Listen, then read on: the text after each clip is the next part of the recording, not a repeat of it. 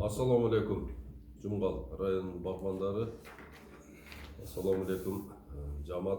Силер менен бүгүн чогулушта бирге болуп, силерге азыр көптөр билгенибизди жеткиргенибизге биз кубанычтабыз.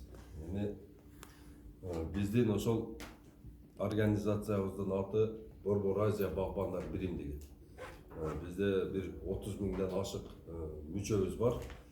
Бул жерде биз ошол Кыргызстан боюнча ошол карликовый жана полукарликовый подвойдогу ушундай мөмөлүү дарактарды элге жайылтуу боюнча жумуш алып барабыз. Биздин рекомендациябыз менен бир Кыргызстанга бир 40тан ашык машина көчөт келип, ушул элге тарап, эл ошону отургузуп, ошодон мына бир 3 жыл мурунку жумуштарыбыздын натыйжасын көрүп, азыр ошол мөмөсүн сатып, ошодон элдер киреше таап баштады. Мына биздин Борбор Азия багбандар биримдиги биз көчөт сатпайбыз. Биз бир гана ошол рекомендация беребиз. Анан көчөт алганда кантип алыш керек, ошол көчөткө кандай ухот бериш керек, ошол көчөттү кантип буташ керек, ошол көчөттүн мөмөсүн кантип сатыш керек. Биздин негизги маселебиз ошол маселе, ошону карайбыз. Анан эми Борбор Азия багбандар биримдиги эң биринчи өзүнө лозунг кылып алган эмес жумушу бул таза, жакшы көчөт. Эң дүйнөдөгү эң таза безвирусный көчөттөрдү мына Кыргызстанга алып келиш керек. Анан ошол Кыргызстанга көчөт алып келип аткан фирмалар менен да сүйлөшүп, биз аларды дагы ошол мына тазалыкка чакырабыз да. Эң биринчи туугандар, ошол көчөт алып атканда эң биринчи ошол сурайсыздар, международный сертификат болот. Ошол вне зоны вирусной безопасности дейт да. Вне зоны, ушуну жазып койгула, вне зоны вирусной безопасности.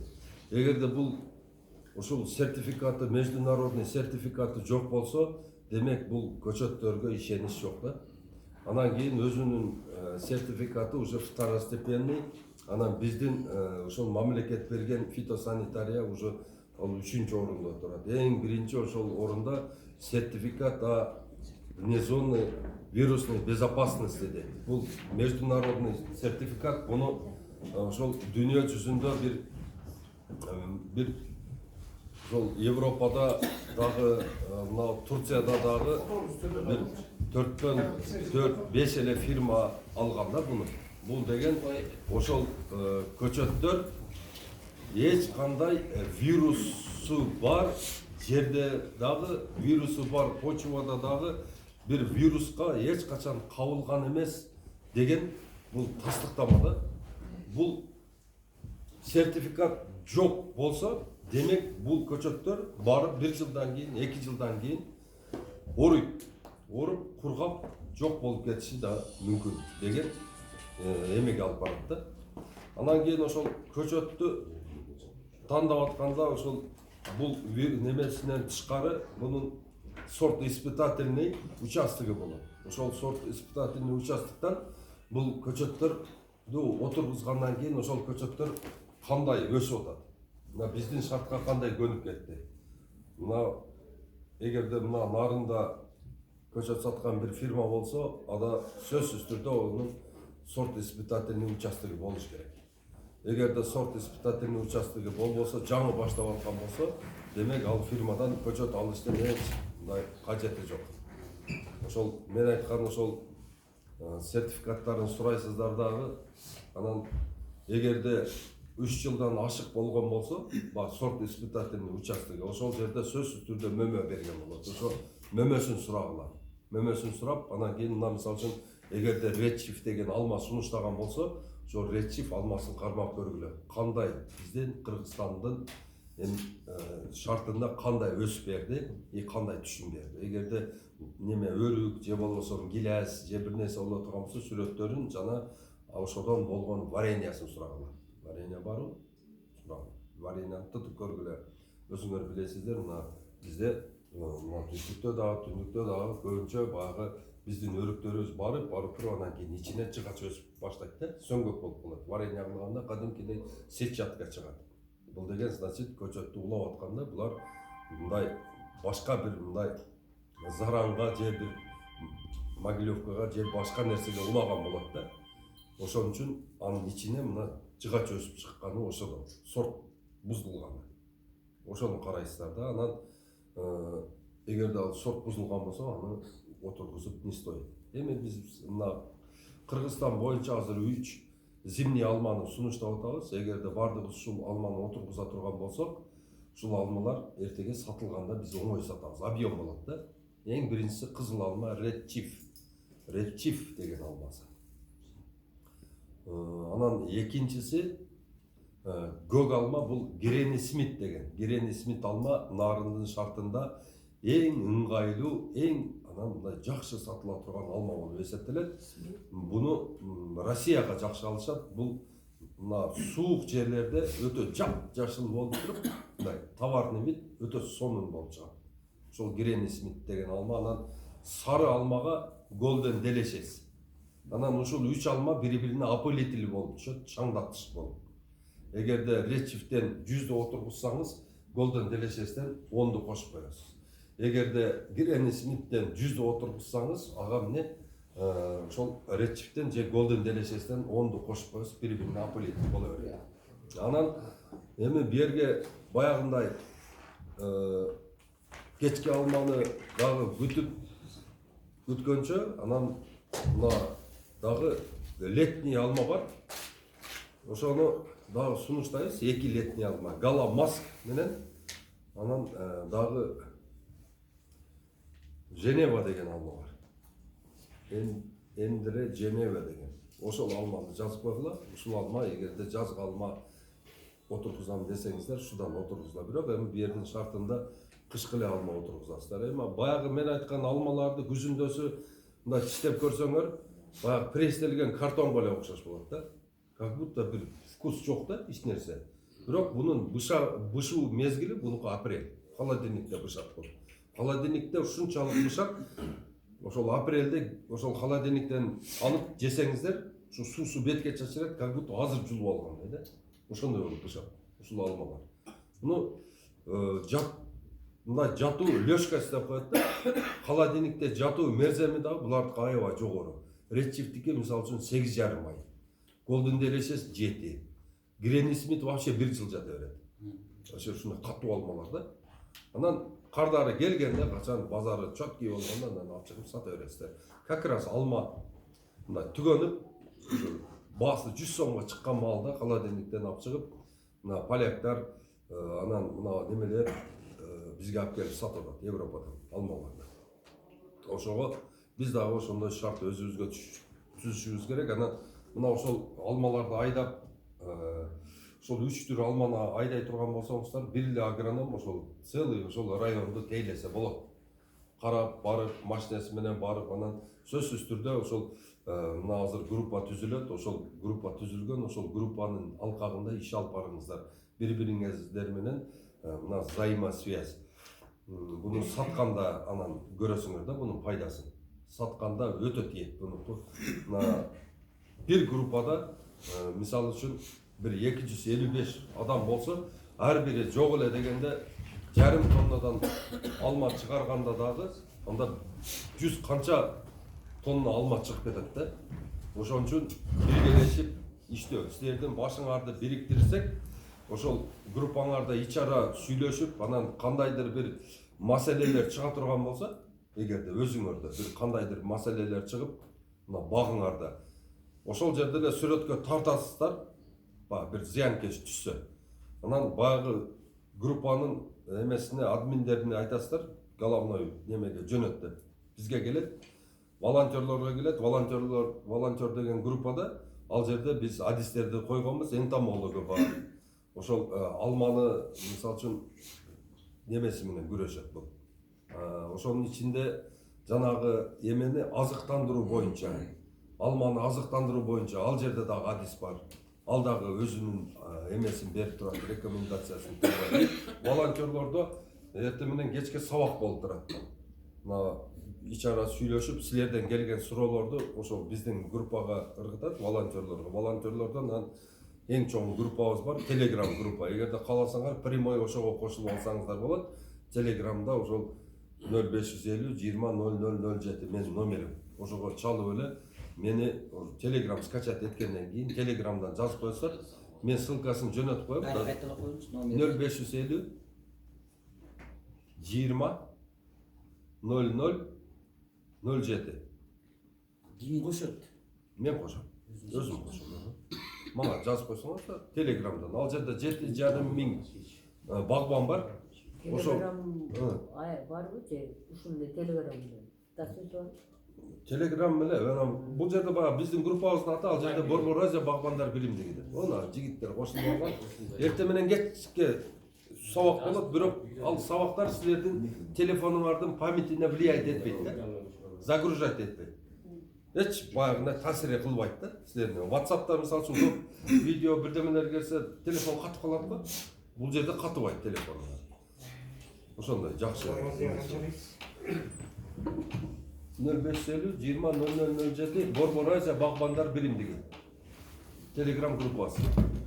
Ошол жерде. Анан азыр бул жерде мына көп кишилер менен сүйлөшүп, неме кылдым? Мына эгерде силер карликовый подвойдо же поликарлик подвойдо көчөт алып келип отургуза турган болсоңуздар, мына жигит туруп коесузбу? Мына ушул жигиттин эмесин, практикасын аябай пайдалангыла. Мына ушул жигит ушул жерде үчүтпөй кармап атат экен, көбү үчүтүп алып атат. Муну деген полностью мульча деп коет да, мультивировать этиш керек да муну. Мульчадан астына эме өтпөйт. Ага эмне саман керек. Ага эмне ошол биогумус керек. Биогумусту салып, үстүнө саман салып, анан топурак менен көмүп коесуңар, бийигирээк кылып. Анан кийин лунканы казганда туугандар, лунканы казганда тереңирээк казгыла, чтобы ок тамыры 50 сантиметрден ылдыйраак отургуза бергиле. И баягы жерде чоңураак кылып ачып койгула.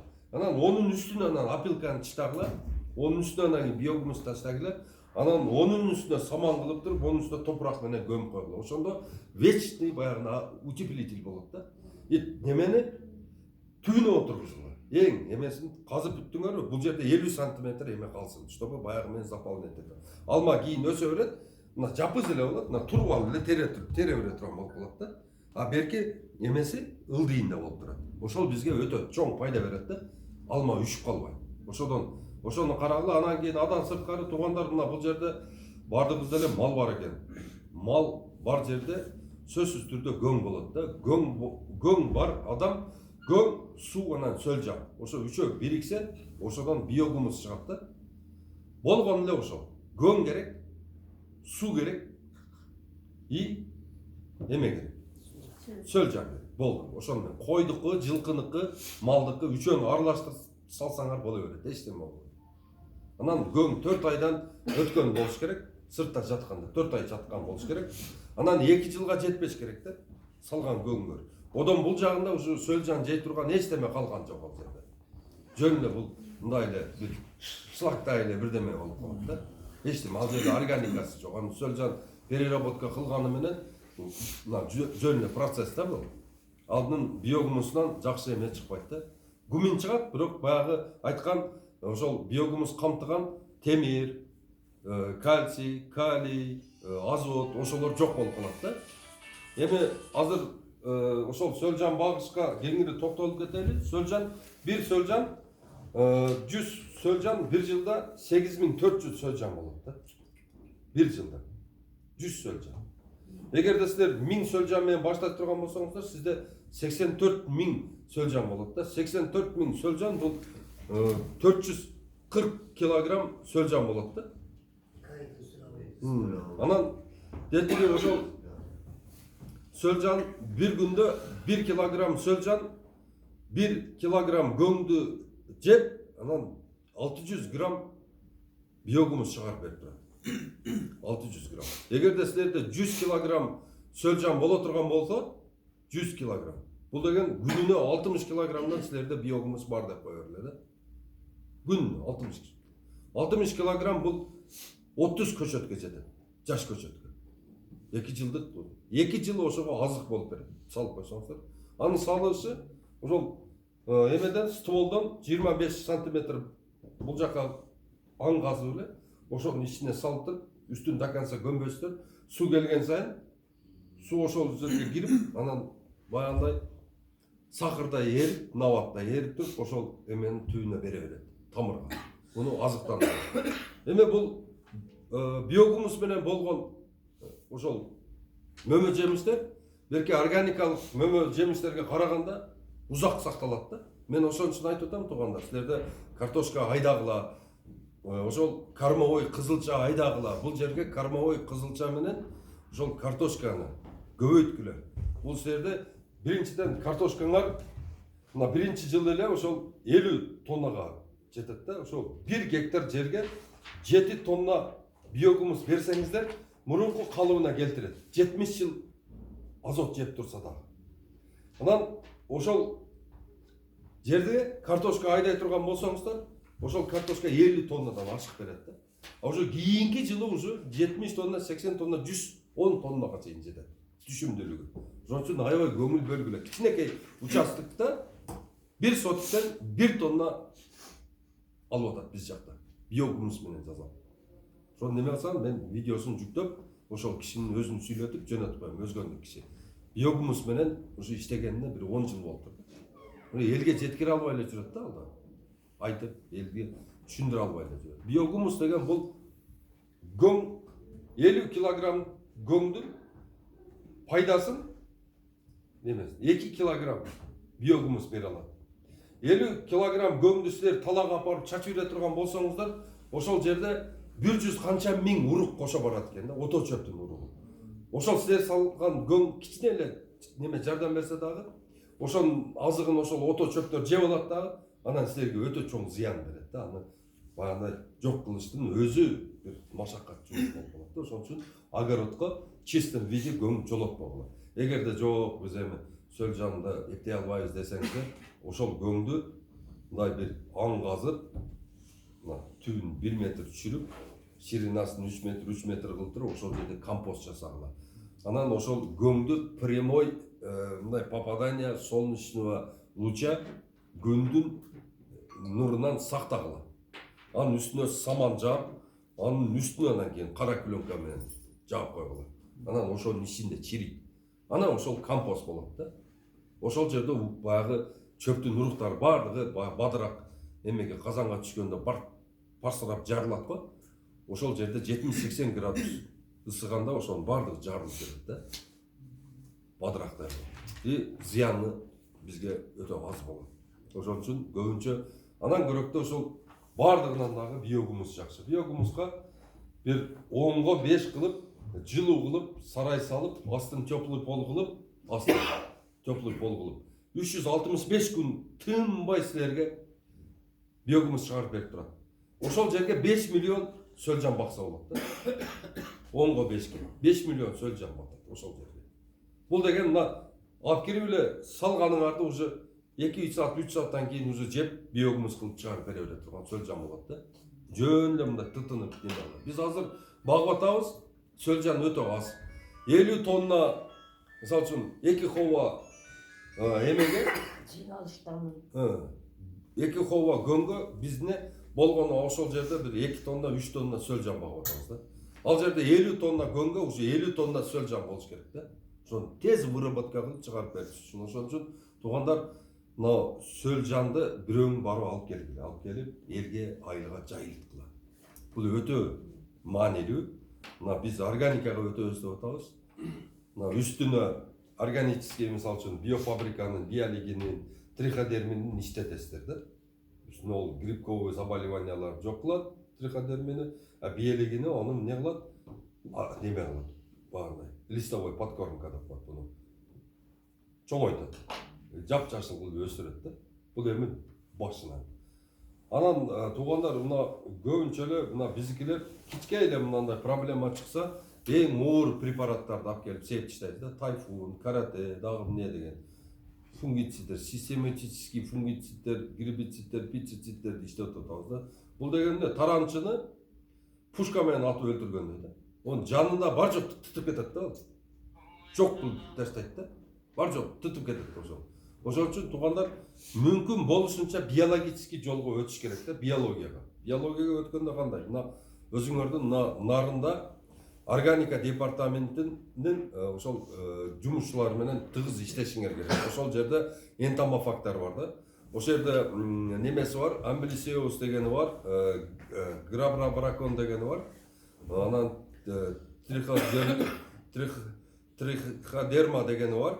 Анан кийин золотоглазка дегени бар. Ошол 4 энтомофаг бул дагы чымын. Булар дагы ошол зыянкеч менен күрөшө турган чымындар да. Мына силердин картошкаңарга, алмаңарга, же дагы бир ошондой огородуңарга ошондой зыянкечтер түшө турган болсо, силер ошол зыянкечтерди алып келип, ошол чымындарды кое турган болсоңуздар, ошолор биологический жол менен күрөшөт. Ошолордун жумурткаларын жейт, өзүн жейт.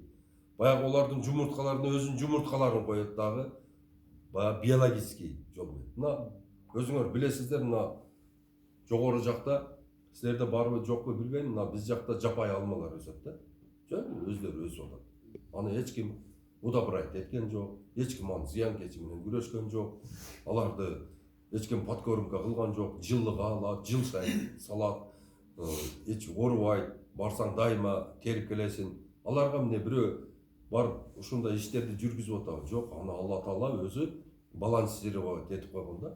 Анын азыгын берген, анын зыянкечтери менен зыянкечтердин күрөштүрүп койгон. А биз болсо ошол өзү природа жаратылыш күрөшө турган эмени бизне ортодон чыгып эле буздук да. Баягы буларды жей турган эмени, зыянкечтерди жей турган эмелердин баардыгын химиялап өлтүрүп таштап атабыз да. Жылыга ошондой кылып атабыз. Булардын популяциясы жылдан жылга азайып баратат да. Эми ошону кайра восстанавливать эте турган мезгил келди. Ошол үчүн ошол биофабриканын кишилери менен тыгыз иштегиле. Ошондо өтө жакшы болот. Биофабрика же болсо органикалык департамент. Ошо Жанара Токонова деген башчысы бар. Аябай мындай отзывчивый, жакшы мындай органикага мындай жан дили менен берилген ошол кызматкер. Эгерде силер ошол кишинин өзүн чакырсаңар дагы келип бу жерде полный мастер-класс өтүп кетет да. Полностью мастер-класс өтүп, кандай кылыш керек, кантип багыш керек, органиканын баардыгын силерге түшүндүрүп берет. Эми мына жылдан жыл өткөн сайын эле өзүңөр көрүп атасыздар, бизде мына нитраттарды аябай колдонуп, мына картошкаларыбыз бир ай, 2 ай араң сакталып атат да. Эгерде биз багы органика кылып биогумус менен бага турган болсок, ошолор жөн эле погребте 5-6 ай жөн эле туруп берет да. Себеби дегенде ал жерде мындай полностью эме кылганда, обогащать эткенде витаминдер соединениясы минеральный соединение эмес, органический соединение болгон үчүн бышык турат да. Минеральный соединение бул уже разлагаться этип кетет. 1,5 ай, 2 айда уже карасаңар картошкаңар агып аткан болот да. Ону базарга алып барып деле сата албайсыздар. Анан кийин эгерде силер органика биогумустар өндүргөнүңөр анык болуп, ошого бир мындай мына органикалык департаменттен келип тастыктама алып, Кыргызстан боюнча ошолордун сертификаты азыр иштейт да. Аныктама алып, мына мен только биогумуста бакканмын деп ошону доказывать этип, мындай өздөрүнүн аудиттери болот, аудитерлор. Ошолор доказывать эте турган болсо, силердин товарыңар мына картошка базарда 6 сом, 7 сом болуп атса, силердики уже 15 сомдон сатылат. Мына уже адамдар органикалык азык-түлүккө өтө баштады Кыргызстанда. Анын баардыгын баштаган ошол Бейшенбек Бекешев деген биздин агабыз, ошол айыл азыгы деп магазин ачып, ошол жерде Кыргызстанда гана өндүрүлгөн эң таза азыктарды саттырып атат. Ошонун филиалдары куда кааласа, мына Кыргызстан боюнча айыл азыгы деп ачылат, иншалла. Мына өзүбүз дагы аракет кылып атабыз, Ошко ачканы. Ошол жерде жалаң органика. Мына ошол органикалык департамент тастыктаган сертификаты бар ошол азык-түлүктөрдү ошол магазиндерде сатылат тургандар. Барып органика бир полка, анан ошол химиялык минералдар менен болгон азык-овкаттар бир полкада туруп калат. Анан туугандар, мына өзүбүздүн өндүрүштү колдош үчүн биз баардыгыбыз өзүбүздүн өндүрүштөн чыккан мына азык-овкаттарга өтүшүбүз керек.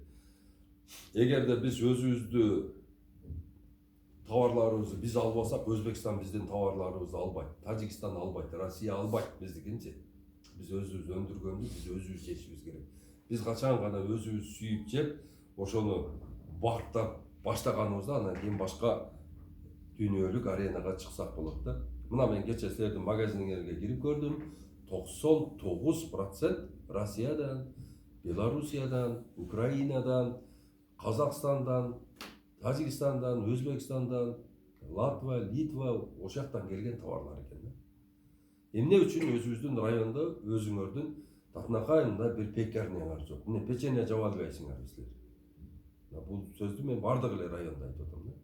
Эмне себептен биз кичине болсо дагы өзүбүз мына нан өндүрбөйбүз, өзүбүздүн будай менен.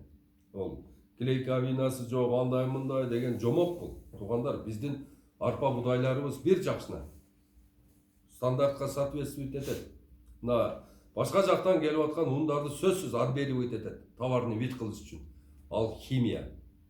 Башка жактан келип аткан ундарга таксырлар айтып коеюн, костный мука кошулат. Ал арам өлгөн малдыкыбы же адал өлгөн малдыкыбы ону билбейбиз. Намазды окуп атабыз, ошол ундан жеп атабыз. Туугандар, ошону эң биринчи мына биз колго алышыбыз керек таксырлар. Өзүбүз тегирмен ачайлы. Ушул жерге тегирмен ачып, мына ушул нарым боюнча ошол унду таркатып, анан ошодон өзүбүздүн мына ачыткы менен ачыткы менен нан жей турган маал келди да. Ошого аракет кылыңыздар. Өзүбүздүн базардан дагы ошол магазиндерден дагы сурагыла. Мына өзүбүздүкү жокпу? Силер суроо талап кылмайын, биздикилер алып келбейт магазинчилер. Мына ошто бир кондитер пекарнясы бар, бир кыз бар. Ошол менен сүйлөшүп, ошол айтты да, Москвадан технолог чакыртырдым дейт. Технолог келди дейт, эртеси күнү анан закупка эмне алып келип берейин деп дейт, бир топ эмелер жазыптыр дейт. Ол жерден дейт суу менен сахар, сүт деле окудум дейт, калганын түшүнбөй койдум дейт. Мына эмне десем, бул дейт печеньяны жумшак кылат дейт. Рассыпчатый кылат дейт. Бул эмне? Химия дейт. Бул эмне десем, бул дейт узак мөөнөткө тургузат дейт. Бул эмне десем, бул химия дейт. Анан баягыны дейт печеньяга чычкан жолобой турган бир дарысы бар экен. Ал да химия экен да.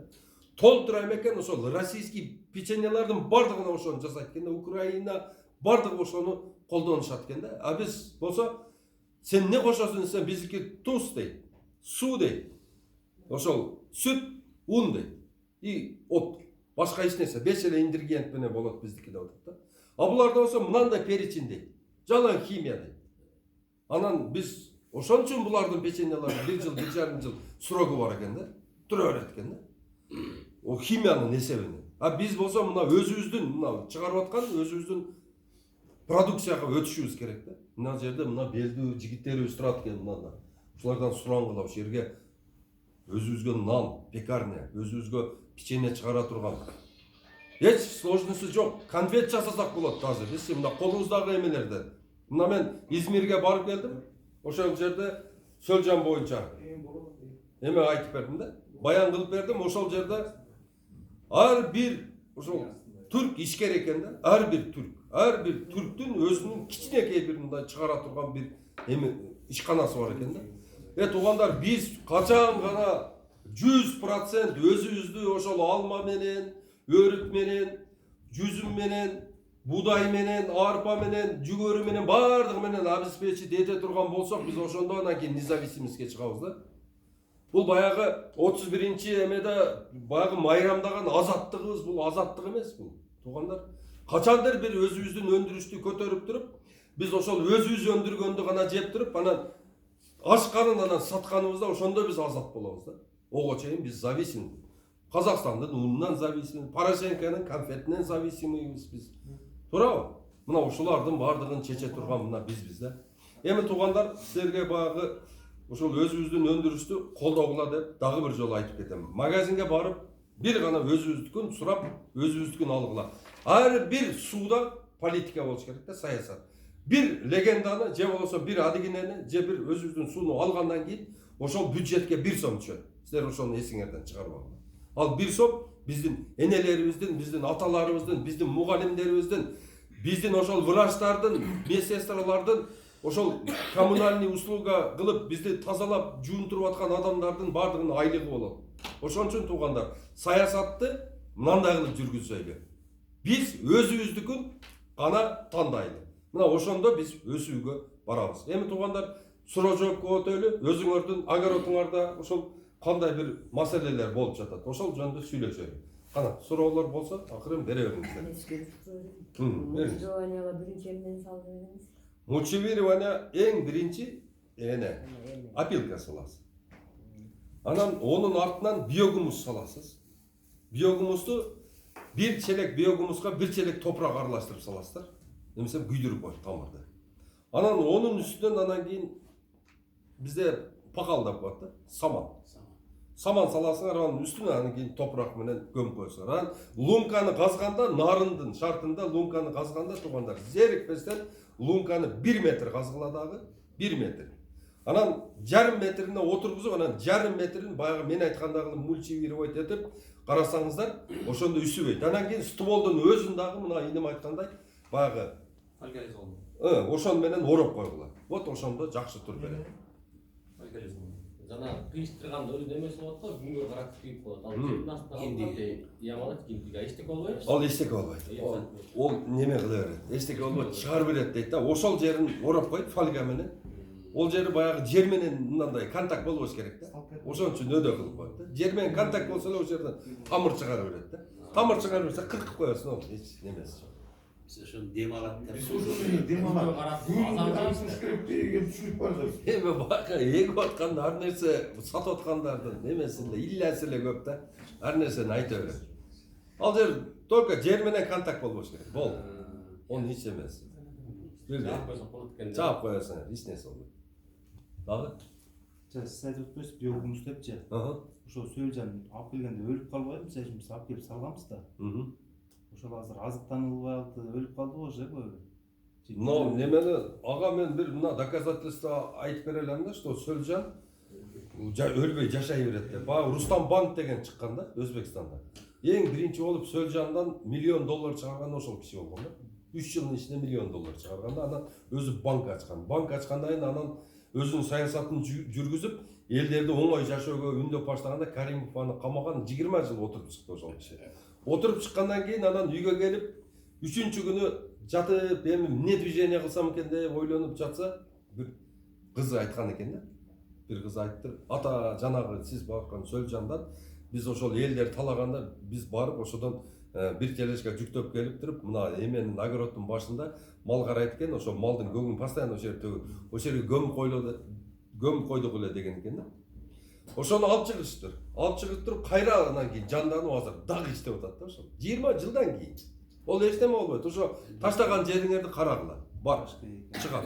Атак эми мындай да, бул Сөөлжан эскире берет да, канча жыл, мисалы үчүн Америкадан келгенден кийин биздин Сөөлжандар менен контакт этип, дагы башка немелерге неме болуп, мына мүмкүн болсо эгерде Америкада туугандар боло турган болсо, Америкадан салдыргыла. Ошол жерде жарым килограммы $110 экен. Келет, бирок бат эле көбөйүп кетет да алчы. Бат эле көбөйүп кетет. Ошол чистый калифорниец болот да. Мына меники, мен Казакстандан алып келгенмин. Полный документи менен сертифицированный, мындай чоң бир ферма экен. Ошол жерде где-то булардын популяризациясы где-то ошондо айтып атты да мага. Где-то 300 миллиондон ашык менде бар деп. Ошол жерде мен 1 тонна алып келгенмин. Ошону алып келип туруп, мына багып баштаганда биз мына алар только мусорда багат экен. Мына шаардын, например, мына Чаек шаарынын бардык органикасын топтойт экен дагы, ошого берет экен. Алар ошо бир шаардыкын топтоп, ошолорго жедирет экен. Анан биздин көңгө өткөндө 90% кырылып өлдү да. Бак келген чоң Сөөлжандар бардыгы өлдү. Анан меникине келгенден кийинки анан туулган Сөөлжан 100 килограмм калды. Анан ошону менен мен кайра жандандырып, азыр где-то меники бир 3 тоннадан ашты. Ошону менен иштеп атабыз. Анан булар алып келгенде 4 жыл болгон экен. Булар алып келгенде. Булар 100 килограмм алып келген экен. Сөөлжан. Муну свежий Сөөлжандан баштаган аябай жакшы болот да. Узак мөөнөттө бузулуп кетет экен породасы. Ошон үчүн жаңырагын алып келип ошодон баштасаңыздар аябай жакшы болот. Кайсы жактан аласыз Сөөлжан? Сөөлжан менде бар, Бишкекте бар. Бишкекте бар. Толуп турат. Сөөлжан Килограмм канчадан Бишкек? килограмм 1000 сом бардык эле жерде. Ооба, 1000 сом. Канча алып келүүнү? Сөөлжан. Эми бир портер гөнгө 10 килограммдан баштасаңыз болот. 10 килограмм. 10 килограмм. Анан Абдулла тиги бизде көң деп айтпайт да кыркты айтып атасыз да э? кырк ооба. Ата мындай чаташып калышат. Биз көң деп жанагы тебеленип анан кертилгенди көң дейбиз да. Жага турганда аны биз Бакиев айткандай тезек дейт аны бизде. Бизде болсо кырк деп айтылат. Кырк да, ошол кыркка саласыздар. Кыркка. Адашпаңдар, кырк. Силер жакта кырк дейт экен да. 44 ай жатыш керек. Эмеде суу үстүнө түшөт, жамгыр жайып, кар жайып, ошентип эме болот. Анан туугандар, баягы менин номериме бардыңыздар SMS жөнөтөсүздөр. Мени Жумгал багбандар биримдигине кошуп кой деп. Жумгал группасына кошуп кой же Жумгалга кошуп кой деп кыска жазсаңыздар мен түшүнөм, сразу кошуп коесуздар да. 0550 20 0007. Анан бардыңыздар бүгүндөн баштап Телеграмга өткүлө туугандар. Телеграм ал жерде өтө чоң адис бар да. Ошол Медербек Жаанбаев деген. Ошол өзүнүн окуусун бүтүп, азыр Турцияда илим жактап атат. Ошол именно көчөт бак боюнча. Ошол киши менен прямой контакт кылып, эме Телеграмда өзүңөрдө болуп аткан проблемаларды айтсаңыздар, ийине жибине чейин талкуулап түшүндүрүп берет. Мына балдарды өткөзгүлө, балдарды мына агайлардан ушул айыл өкмөттөн суранат элем. Айыл өкмөттөн суранат элем мен. Айыл башчылардан, ошо район башчылардан эмени ушул балдарга бардыгына эме объявлять этсин. Чоңойгондо мен ким болгум келет деп. Кокустан эле мен агроном болом деген болсо аны алып келиш керек да ал бала. Агроном болом деген баланы, ушу 7-нчи класстан өтүп калган баланы анан отдельно окутуш керек. Бизде агроном деген профессия азыр жок болуп баратат да. Агрономдун эң чоңдору азыр эң кичинеси 50 эле, жашы кичинеси 50ге чыгып калды да. Анан Измирге барып, ошол жерде топурак жөнүндө баян кылып берип, эме кылып анан ошол жерде Фиркет Түркмен деген киши экен, ошол 75.000 студент окуйт экен. 900 гектарда экен да. Ошол киши айтты да, Кыргызстанда айыл чарба жакшы окшойт деп. Неге десем, мына жерде 500дөй казак жүрөт, 1000дей өзбек жүрөт, каракалпак жүрөт. Согуш болуп аткан Сириядан 200 бала окуйт экен да. Силерден 4 эле бала окуйт экен. Неге келбейт дейт да. Мен айттым, биз билбейбиз десем, анан билгиле деди. Анан бала жөнөт деди. Мен айттым, канчага окутуп бересиңер десем, 5 жыл $25.000 кетет, бирок Кыргызстанга скидка деди, $10.000 жылына $2.000 бала окутуп берели деди. Бирок ошону окуганча жумуш кылса болот экен. Эң арзан айлык $1000 экен. Эң арзан. Жөнүндө барып, жумуштан кийин барып эле бир жерде, мисалы үчүн, бир офисти карап, же бир неме кылып, жеңил жумуштар экен, ошого $1000 акча төлөп берет экен. Эгерде оорураак жумушта иштейт, $2000 чейин айлыгы. Бул бала өзүн обеспечить этет, тилди үйрөнөт, барганда 1 жыл подготовка. Английский, турецкий үйрөтөт экен. 1 жылда эле англисче, турецке жөнүнө сайрап калат экен. Анын методикасы вообще бөлөк экен. Окутуу методикалары бөлөк экен. Биздикиндей эмес экен да, баягы баланын өзүнүн эркине коет экен. Игровой экен, окуулары. Оңой үйрөнөт экен да. Бизде болсо stand up дегенде жөнүндө бала атын деле унутуп калат да. Окуу методикасы совсем бөлөк экен да. И анан түркчөнү түш жорый турган кылып окутуп туруп, анан кийинки жылы анан өзүнүн кесиби боюнча общий биологияны окутат экен, анан өзүнүн кесиби боюнча бурат экен да. Кээ биркилери мисалы үчүн ассимилениягы өтүп кетип атат экен. Ассимиления азыр дүйнө жүзүндө эң высокооплачиваемый профессия экен. Анан кийин мына агроном именно көчөт боюнча көп окушат экен да. Көчөттү билген адам бул деген не байлыкты билген адам да.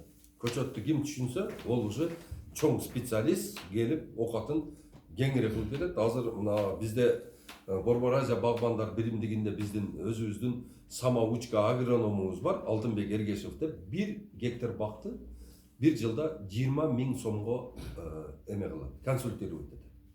Азыр где-то бир 50 гектар, 60 гектар бакты консультировать этет да. Жыл сайын ошол 1 гектардын ээси 20.000 сом төлөп берип атат. Бул деген нормальный акча. Аз эмес, көп эмес да. Эгерде окууну бүтүп кетип, жаштар отурат, барсаңыздар болот. Ал жерге 40 жашка чейин окуса боло берет. Бул Измирге $10.000 менен барып окуп келсем, азыр эми биринчи башталышынан бир $2.000 алып барып туруп, ошол жерде окууга жайланышып, жумушка жайланышып алгандан кийин уже ата-энесин деле башын оорутпай калат да. Ал жерде жашоо жеңил экен. Шаарда акча табам десең, шунчалык сонун экен шаар.